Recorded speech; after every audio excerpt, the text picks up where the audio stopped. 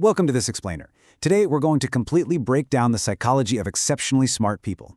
We're going to explore exactly why highly intelligent individuals so often act, well, so differently from the rest of the crowd. I want you to think for a second about that one specific person in your life. You know exactly who I'm talking about, right? Maybe it's a coworker, maybe a partner, or a friend who is just undeniably brilliant, but at the same time they can feel practically impossible to read. Or maybe they are just endlessly frustrating to argue with. If you've ever interacted with someone like that, or hey, if you actually identify as a highly logical thinker yourself, this is going to be a seriously fascinating journey for us. We're going to unpack the hidden mechanics of the high IQ mind, relying directly on the concepts mapped out in our source material. So, let's get into it. Okay, let's dive right into the core question we've all probably pondered at some point. Why do highly intelligent people act so differently? I mean, have you ever watched someone spend literally 3 hours analyzing spreadsheets just to decide which $20 coffee maker to buy online? Or maybe you've wondered why they sometimes miss glaring social cues, overcomplicate incredibly simple decisions, or just generally seem to be operating on an entirely different wavelength than everybody else in the room. We usually just label them as quirky or difficult or maybe a bit too literal. But what's actually happening beneath the surface here? Well, our source material points out something really crucial. These external differences you're seeing, they are simply symptoms of a radically different internal wiring. To answer that question comprehensively today, we're going to use an inside-out approach. We'll start by decoding the high IQ in general, then examine the specific traits of logical thinkers. From there, we'll look at their unique behavioral patterns, uncover their hidden struggles, and finally, discuss how to truly understand and connect with the brilliant mind. Section 1. Decoding the high IQ. Moving beyond the eccentric genius stereotype. First things first, we really need to start by completely throwing out those societal tropes we're all so used to. You know, we've all seen the movies. The brilliant but chaotic scientist, the socially awkward, super fast-talking math whiz. But actual psychology shows us that the high IQ mind is so much more nuanced than a lazy Hollywood stereotype. The absolutely crucial point to grasp here is that these differences aren't just oddities. They aren't just fun little personality quirks. They are natural byproducts of a completely different psychological operating system. Think of it kind of like a computer, right? If standard, intuition-based thinking is one operating system, say Mac OS, then the high IQ mind is running an entirely different, incredibly complex software. It relies heavily on a deeply unique logical framework. Every single piece of input, every casual passing conversation, every problem at work is processed through this specific framework. You honestly cannot expect a machine running a strict logic-first code to output spontaneous emotion-first responses. It simply doesn't compute for them. And this creates a very specific internal reality, one that can often deeply isolate them from intuitive thinkers who just naturally know how to go with the flow of a room. Moving on to Section 2. Traits of logical thinkers. The internal mechanism. Before we can even begin to judge how these individuals act on the outside, we absolutely have to understand the gears turning on the inside. Highly logical thinking is defined as an intense, systematic reliance on rational processing. And honestly, this is the foundational trait of their entire psychological profile. For a highly logical thinker, rationality isn't just a handy tool they pull out of a toolbox when they need to balance a budget or solve a complex math equation. No, it is the permanent lens through which they view the entire world all day, every day. Let's look at a real everyday example to put this into perspective. Imagine you're watching a movie with a highly logical thinker. You're at the emotional climax of the film. Maybe you're crying, totally swept up in the music and the intense feelings of the scene. Meanwhile, they might lean over and whisper to point out a massive plot hole regarding the spaceship's fuel capacity, right? It totally ruins the moment for you. But while many people use gut feelings or emotional intuition to navigate the world, the logical thinker defaults to analytical frameworks. They are constantly, and I mean constantly, sorting data, assessing variables, and looking for rational consistency. All right, Section 3. Unique behavioral patterns. The outward manifestation. So if that's how their brains are processing information internally, with this intense, systematic, rational processing, how in the world does that manifest externally? Well, there's a stark and sometimes, frankly, painful disconnect between the standard approach and the logical approach in the real world. Let's be real, most day-to-day social interactions are intuitive and emotionally driven. Let's think about the classic venting scenario. A friend complains to you about their terribly unfair boss.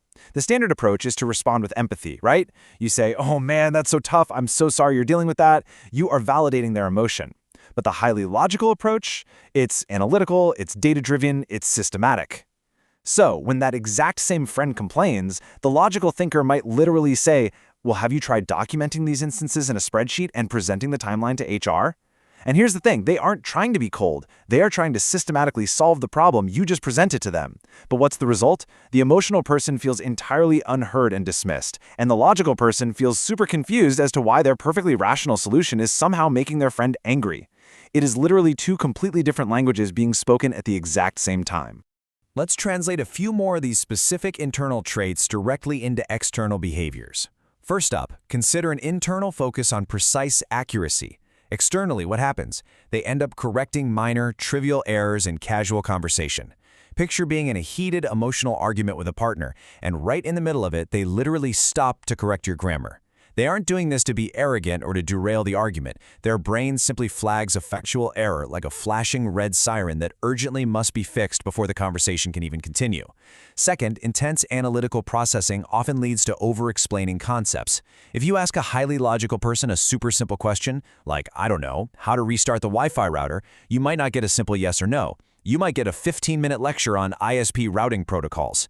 They need all the variables to build their mental model, and they just assume you do too. And finally, deep pattern seeking. This often results in them appearing entirely distracted or totally checked out. You might be telling a story and they're just staring blankly at you. You think they aren't listening, but they're actually miles ahead, connecting a random comment you made today to a subtle trend they noticed 3 weeks ago. Which brings us to Section 4, the hidden struggles, the cost of hyperlogic. Let's just pause for a moment here and shift our perspective. Because if these individuals are so incredibly smart and they process things so deeply, why do they seem to struggle so much in certain areas of everyday life? The reality is, being highly logical isn't just some cool superpower. It actually comes with profound, often entirely hidden internal costs. We tend to envy high intelligence, don't we? We assume it makes life effortlessly easy. But a hyperlogical processing system is an incredibly heavy, demanding engine to run. When your mind absolutely requires hard data and rational consistency to function, living in a world governed heavily by irrational human emotions, unwritten social rules, and constant ambiguity is just incredibly exhausting. I mean, imagine the daily cognitive load of constantly having to actively translate your natural, logical thoughts into socially acceptable emotional responses just to survive a normal Tuesday at the office. We can seamlessly walk through the specific struggles this creates for them. First, there's massive social friction. Because they approach things logically while everyone else approaches them emotionally, they accidentally offend people. A lot. And this directly leads to the second point, intense feelings of isolation. It can be profoundly lonely when you feel like you're perpetually speaking a foreign language that absolutely no one around you understands. Then there's chronic overthinking. Because their brain is literally designed to analyze absolutely all variables, it's nearly impossible to just turn that machine off at night. And perhaps the most surprising struggle of all is debilitating decision paralysis. When you try to logically optimize every single choice, you can completely freeze. Let's go back to buying a new vacuum cleaner, for example. While someone else might just go to the store and buy the one on sale, the highly logical mind will spend 3 weeks reading hundreds of consumer reviews, cross-referencing motor suction data, and agonizing over the absolute perfect empirical choice. When faced with subjective variables where there's no clear mathematical winner, the highly intelligent mind can just completely stall out. Finally, Section 5. Understanding the brilliant mind, the resolution. So, now that we have the full picture of their traits, their unique behaviors, and their hidden struggles, how do we actually bridge this gap? Well, by intentionally adopting a few key approaches, we can foster much better communication and build some serious mutual empathy. Step 1. Recognize the underlying logical intent.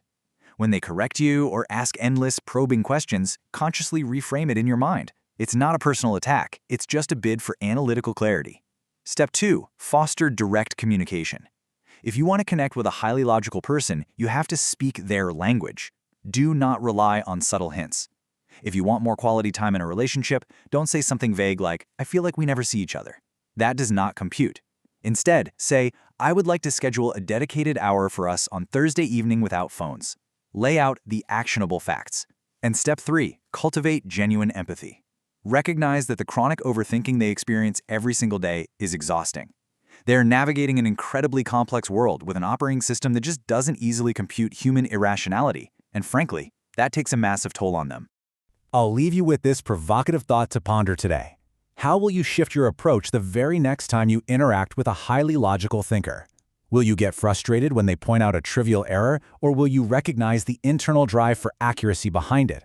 Will you be offended by their lack of an emotional response, or will you appreciate the sheer clarity of their problem solving? Recognizing this logic of brilliance doesn't just help them, it can truly transform the relationships in your own life, making your interactions far more productive and deeply empathetic.